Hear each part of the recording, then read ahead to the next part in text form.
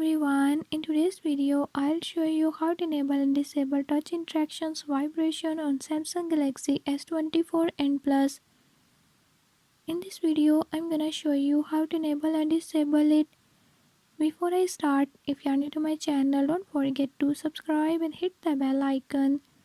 Watch complete video and learn how you can do it. Let's watch the video.